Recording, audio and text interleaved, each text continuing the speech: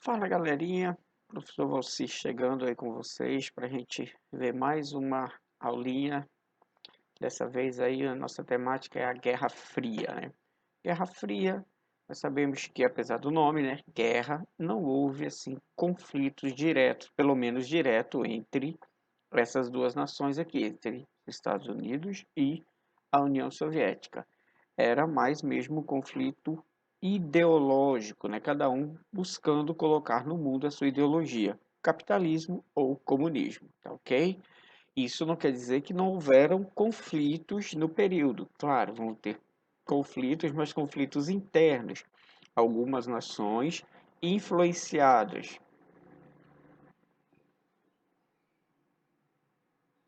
Algumas nações influenciadas ou pela ideologia capitalista ou comunista, grupos dentro dessas nações vão entrar em conflitos, mas não vai ser um conflito direto entre norte-americanos e soviéticos, tá certo?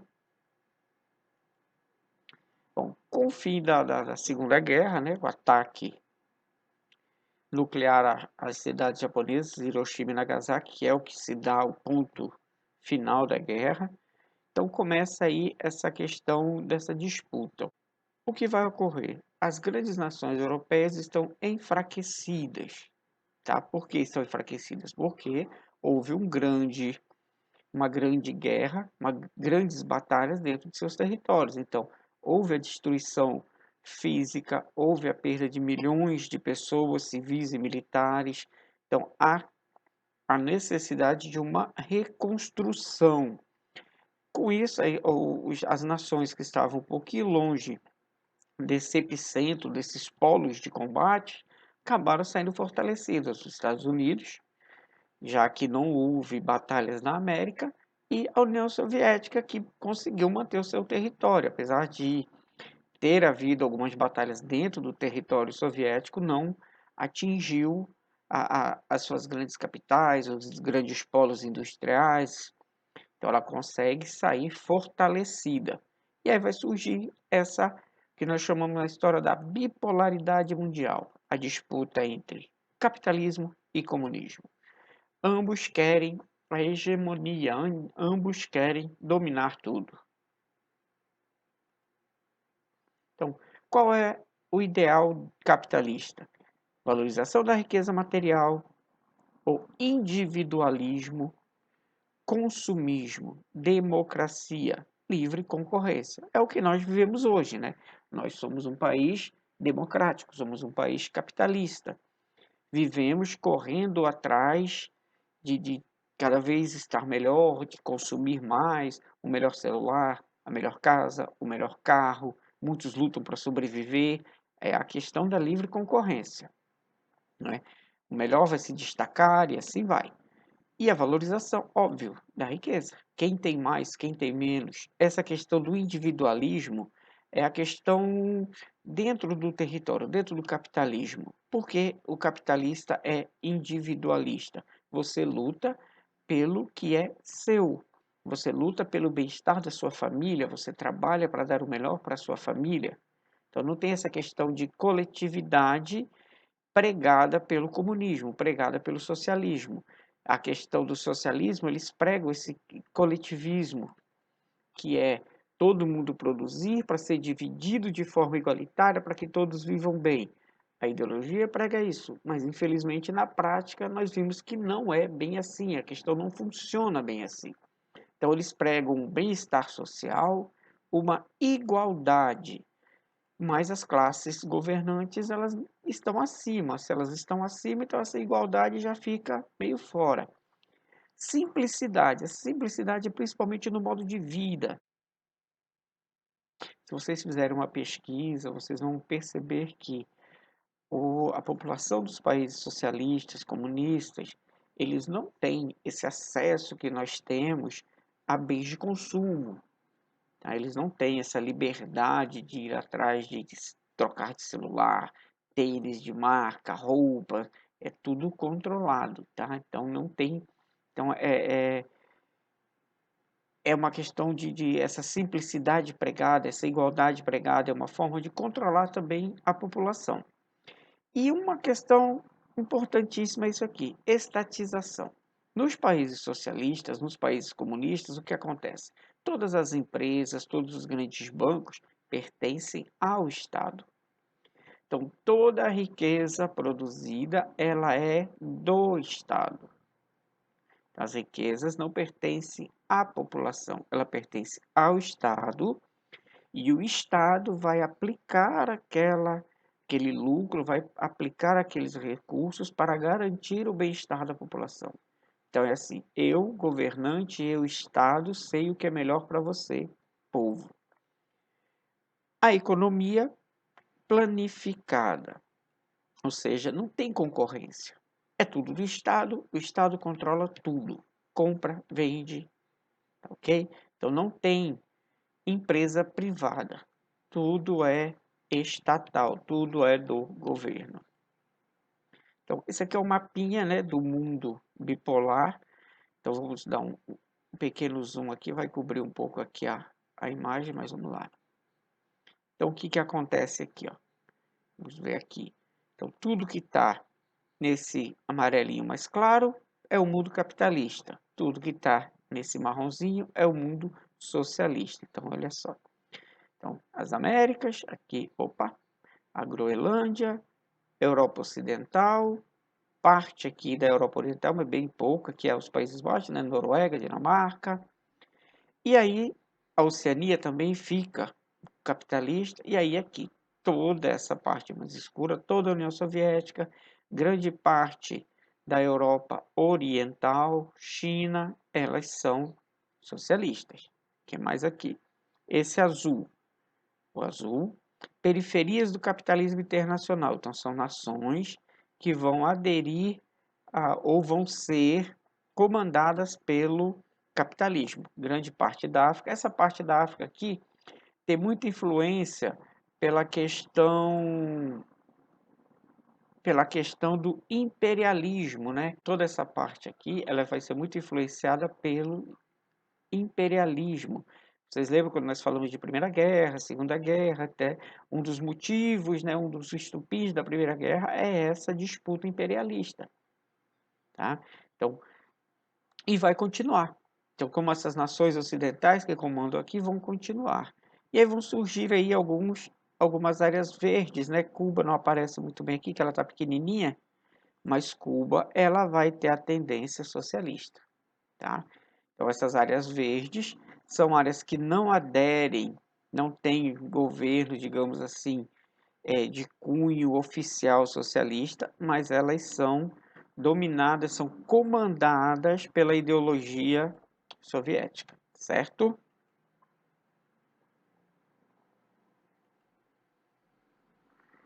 Aqui a Conferência de Yalta vai ser logo no final da Segunda Guerra.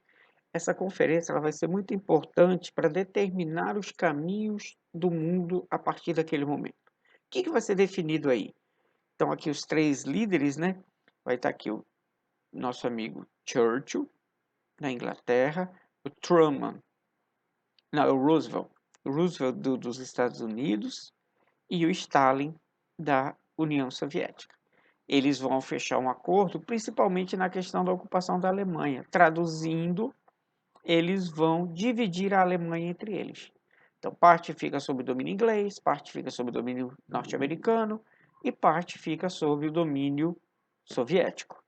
É mais uma tentativa de limitar os poderes alemães para que não haja novos conflitos. Então, e aí vai iniciar a partir daqui, a partir da divisão da Alemanha, vai ter a famosa divisão da Alemanha, né, o Muro de Berlim, que vai ser construído alguns anos depois, e a partir daí começa essa disputa, capitalistas e socialistas. Característica, disputa tecnológica. O que isso daqui vai ser bom? A vantagem disso daqui para nós é que a disputa tecnológica vai chegar dentro das nossas casas, tá? Então, toda aquela questão, eu lancei um satélite, eu lancei dois, eu fiz um computador aqui de meia parede, o meu tem um quarto de parede. Estou falando assim, vocês acham até estranho, né? Vocês acostumados com coisas pequenas, o celular na mão. Computadores antigamente eles eram imensos. Então, essa disputa tecnológica vai vir, de certa forma, para dentro das nossas casas. Os satélites criados para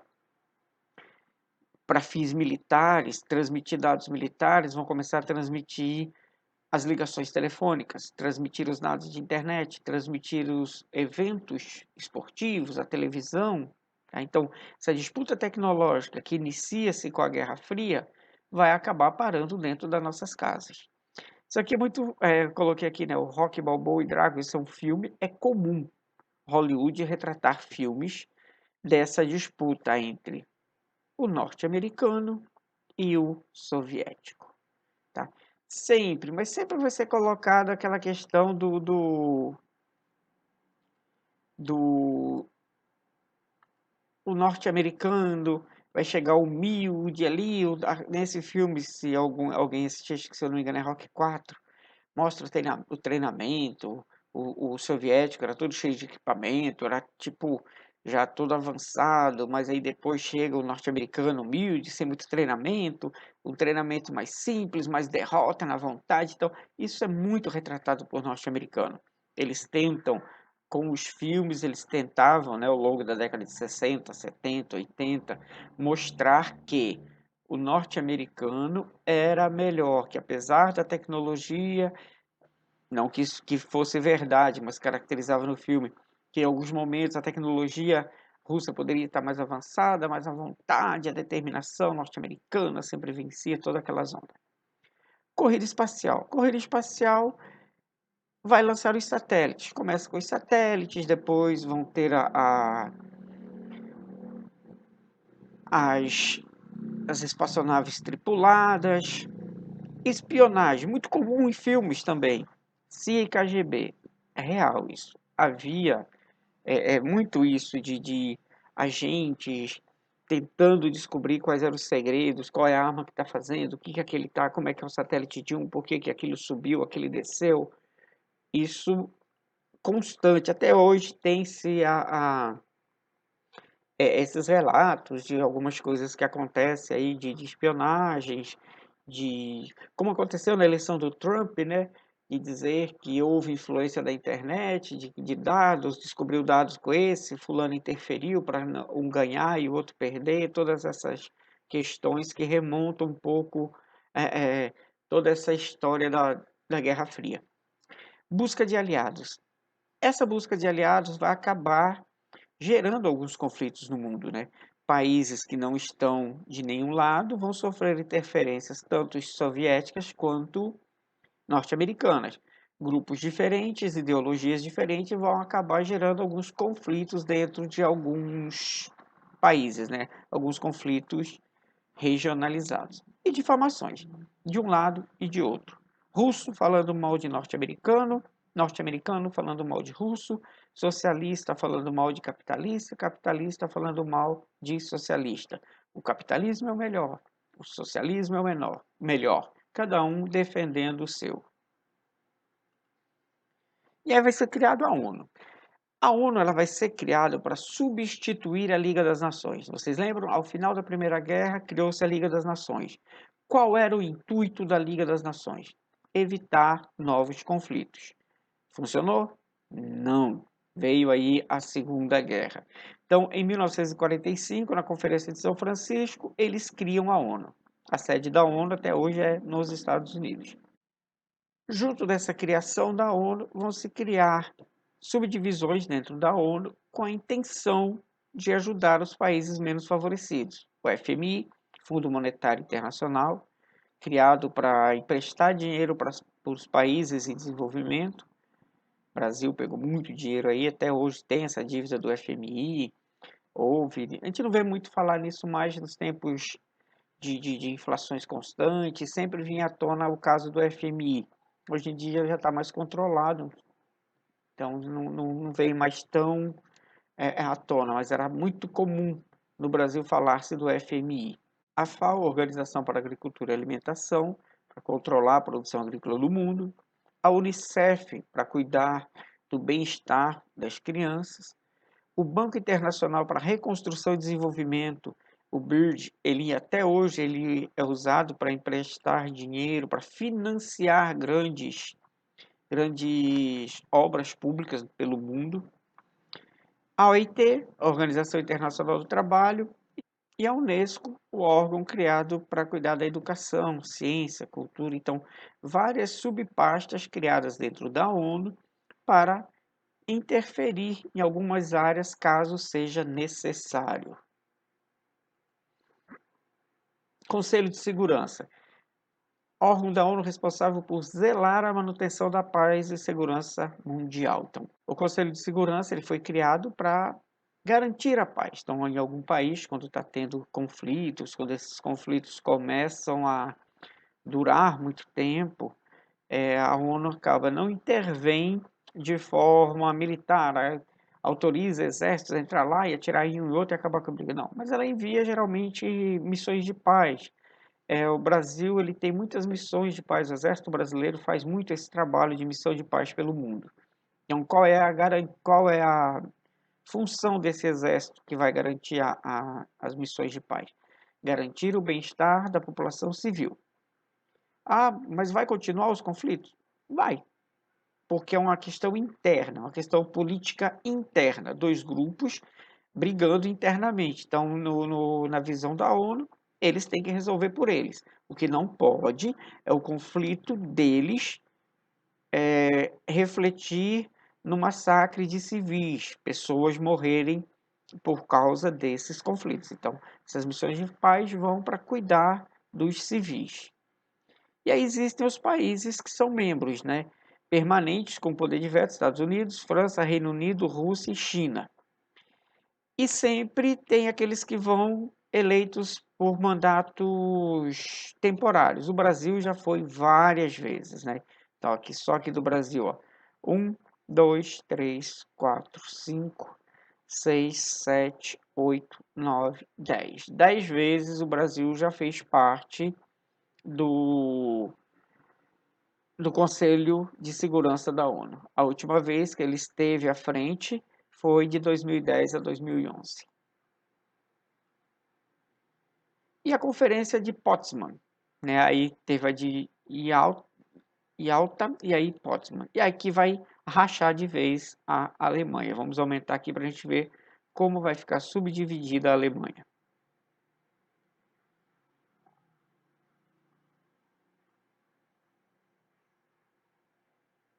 Então, a parte de Berlim, cadê? A zona inglesa, parte Alemanha Ocidental, zona inglesa, Alemanha Oriental, que vai ficar por conta da questão soviética, que vai ter uma linha imaginária, né, que vai cortar tudo isso aqui, é o que a história chama de cortina de ferro, né? Então, após a divisão inicial do pós-guerra em 4 zonas de influência, e a partir daí, em Berlim vai ser cortado, né, vai ser feito aqui, Berlim vai ser dividida. Parte de Berlim vai ser ocidental, parte de Berlim vai ser oriental. E com essa divisão, cria-se as duas Alemanhas. Vamos voltar ao tamanho normal. Então, 4 zonas: União Soviética, Estados Unidos, França e Inglaterra.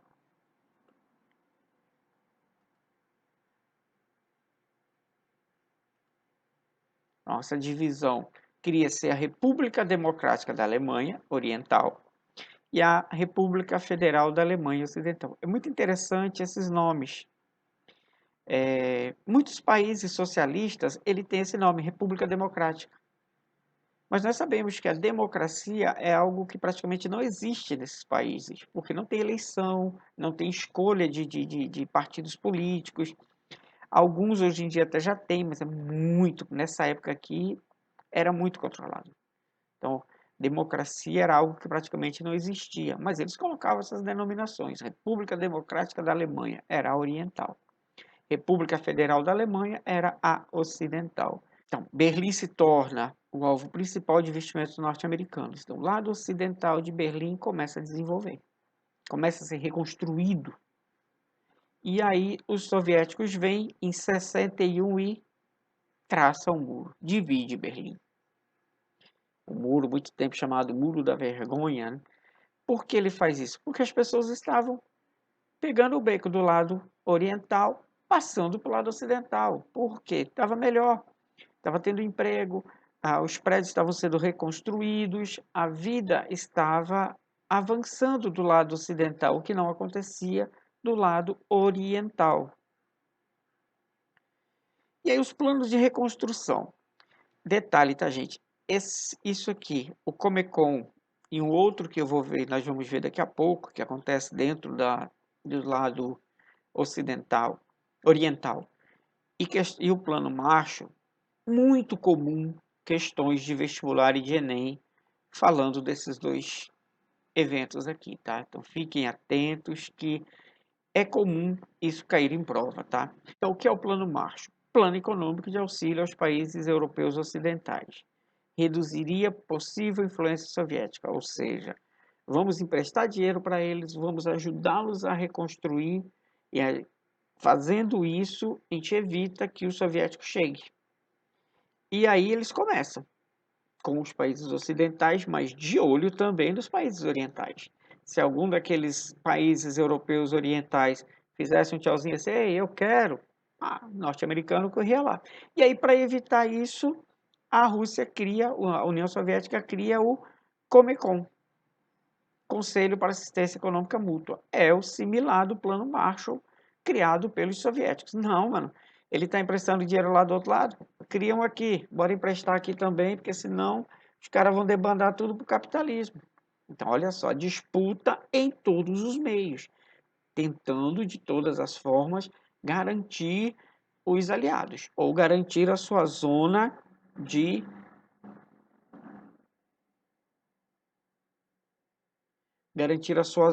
influência. E aí a doutrina Truman e o Cominform. Comum confundir, tá, gente? O Cominform com o Comecon.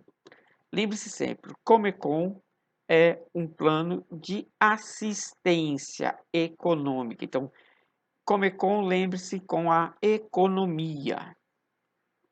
Tá? Comecon, Plano Marshall, ajuda econômica.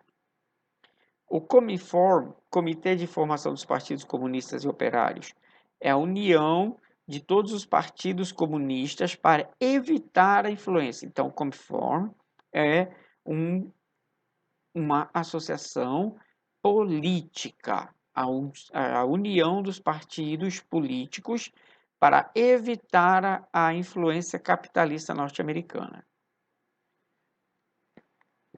A doutrina Truman apoiaria as nações livres que desejassem resistir à dominação comunista. Combate ao comunismo em qualquer lugar do planeta. Então, a doutrina Truman e o Cominform, eles vão agir como, vamos aqui na Coreia. O governo coreano está lá. Parte começa a sofrer uma ação norte-americana. Aí o russo vai para o outro lado. Então, aonde tem uma nação livre, os dois vão. Tá lá a Coreia, então eles entram na Coreia, um por um lado, outro por outro, vamos tentar colocar aqui esses dois dentro da ideologia capitalista. E isso vai gerar os conflitos regionalizados. A Coreia vai ter uma briga entre Coreia do Sul e Coreia do Norte. Norte-americanos e soviéticos vão estar lá dentro. Não vão lutar efetivamente os dois exércitos. Um combate entre o exército norte-americano e o exército russo quase não vai ter isso, ou praticamente não vai ter isso. Mas eles vão armar o exército da Coreia aliada, capitalista, da mesma forma que o soviético vai armar o exército da Coreia aliada socialista. Então vai ter essa luta entre Coreia do Norte e Coreia do Sul. Ao final, nessa guerra não vai ter vencedor. A Coreia vai ser dividida, parte sul capitalista, parte norte comunista. E nós sabemos que a Coreia do Norte, até hoje, é o regime comunista mais fechado do mundo. Então, Truman e Cominform, ideologias políticas. Truman, capitalista, Cominform, socialista. Marshall, Comecon, auxílio econômico. Marshall, capitalista, Comecon, comunista. Tá? Ó, pense aqui, ó, com comunismo, é com economia, para poder tentar gravar e não confundir com o Cominform. Aí, em 1949, a parte capitalista cria a OTAN, Organização do Tratado do Atlântico Norte, uma aliança militar onde esses países aqui, logo de início, e depois entra a Grécia, a Turquia e a Alemanha Ocidental, eles mantêm até hoje bases, tá, militares lá na parte da Europa, com membros desses países. Então, se tiver algum problema, a OTAN está lá. A OTAN está lá. Se precisar da força militar da OTAN, você tem lá membros do exército norte-americano, canadense, inglês, francês. Então, as bases da OTAN estão até hoje. Em contrapartida, os soviéticos vão criar o Pacto de Varsóvia, uma aliança militar do leste europeu, União Soviética, Albânia, Alemanha Oriental, Bulgária, Hungria, Tchecoslováquia, Polônia e Romênia, posteriormente Cuba e Mongólia. O Pacto de Varsóvia, praticamente ele não existe mais, tá? Mas a OTAN ainda é ativa até hoje. Só não me lembro onde é a sede da OTAN, mas ela tem sede na Europa, tá? Tem lá o seu presidente que está sempre de controle, sempre que ele precisa de sempre que precisa de alguma interferência militar, esses países que são membros estão sempre dispostos a mandar os seus aviões, seus navios, seus exércitos. Corrida armamentista. Isso aqui é o que mais dava medo na gente, né? Uma bomba atômica tinha muito, a gente via muito na década de 80, as notícias de jornal dos testes nucleares, né? Havia ali uma região no atol de Bikini, que a França fazia muitos testes nucleares lá, outros países faziam. Hoje em dia é proibido, cientistas, biólogos fizeram pesquisas lá, e isso estava interferindo de maneira negativa na vida, matando, trazendo mutação, fazendo com que os animais desenvolvessem problemas de saúde por conta da excessiva exposição à radiação e tudo mais. Então, essa corrida armamentista, a gente que era criança aí na década de 80, final da década de 70, início da década de 80, botava muito medo na gente. Essa questão de mísseis nucleares, se tiver uma guerra, uma bomba atômica vai destruir o mundo, vai virar lá um deserto, vai virar o Mad Max. Então era tenso. A Guerra Fria, apesar de não ter tido conflitos ali armados, a tensão era muito grande, o medo era muito grande. E aí a corrida espacial. Estados Unidos e União Soviética. Sempre lutando para ver quem chegava primeiro. E detalhe, né, em muitas coisas, o soviético vai chegar primeiro. 57, primeiro satélite artificial, Sputnik. E logo em seguida, no Sputnik 2, eles mandam a cadelinha Laika. Eles pegaram uma cachorra lá no vira-latinha na rua, fizeram lá uns testezinhos com ela, botaram num satélite, pá, mandaram. Depois é que eles disseram, ela não vai voltar. Porque, aquela comoção e tal. Aí depois que já estava no espaço, ela não volta mais, ela vai ficar lá. Ela foi encontrada depois, né? Se vocês assistiram os Guardiões da Galáxia, é no volume 1 que eles vão negociar, o cara tem um monte de ser preso, lá e tá lá a cachorrinha. Foi uma forma do norte-americano brincar com a história da Laika. E disseram que acompanharam que ela viveu semanas dentro do satélite, né? Depois de alguns anos disseram que não, que ela mal chegou no espaço e já faleceu. Então, mas era só para fazer um teste. Até que ponto um ser vivo conseguia sobreviver, como acontecia, monitoraram as reações, né, o que ela sentiu, para aí, em 1961, eles mandarem o primeiro homem ao espaço, o Yuri Gagarin. A célebre frase "A Terra é azul" é desse camarada aqui, Yuri Gagarin. Depois, em 69, é contestada, né, a chegada do homem à Lua. Até hoje tem gente que diz que não houve, que aquilo é estúdio de Hollywood e tal. Enfim, se houve ou se não houve, mas aí tá aí o Neil Armstrong com a famosa frase: um pequeno passo para o homem, um grande passo para a humanidade. Aí algumas imagens. Ó, a Laika. Coitada. Nem sabia que a Laika. Deixa eu... Aqui o Yuri Gagarin. Muita gente questiona essa questão da Lua. É isso aqui, ó. Eu não sei de nada, eu só estou vendendo peixe que às vezes a gente compra aí das discussões. Eles diziam assim, como é que a Lua tem sombra, se a Lua fica de um lado escuro, se o Sol não pega lá. Então, um monte de questionamentos com relação a isso, tá? Mas enfim.